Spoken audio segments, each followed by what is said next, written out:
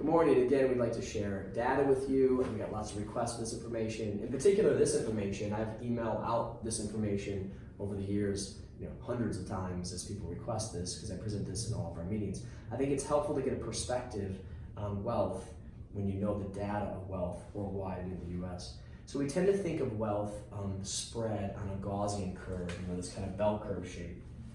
But the truth is that wealth in a capitalist system doesn't sit on a bell curve shape. There's no weight on the ends. It doesn't have any natural gravity like human height or human weight. So when we think of ourselves, we always think, oh, we're probably somewhere in the middle of the curve. I know I'm doing pretty well. Maybe I'm here.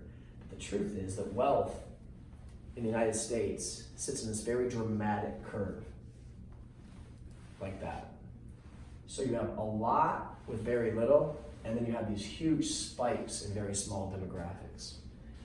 So small that usually people are shocked. So in the United States right now, this is as of the end of 2018, there are 5.3 million millionaires in the United States, 1.6% of the US population.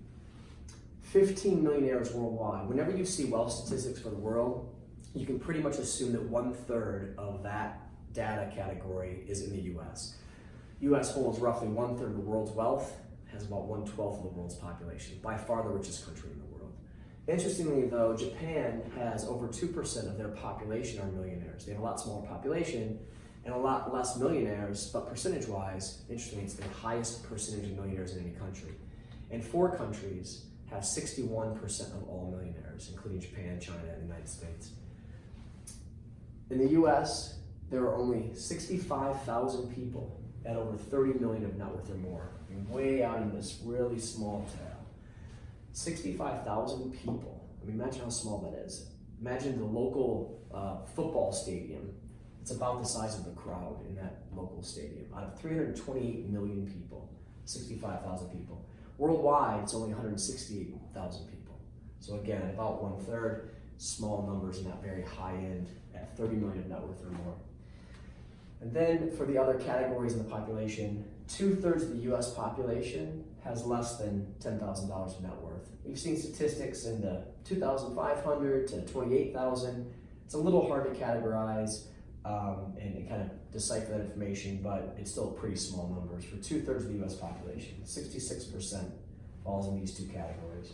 The bottom third, negative net worth.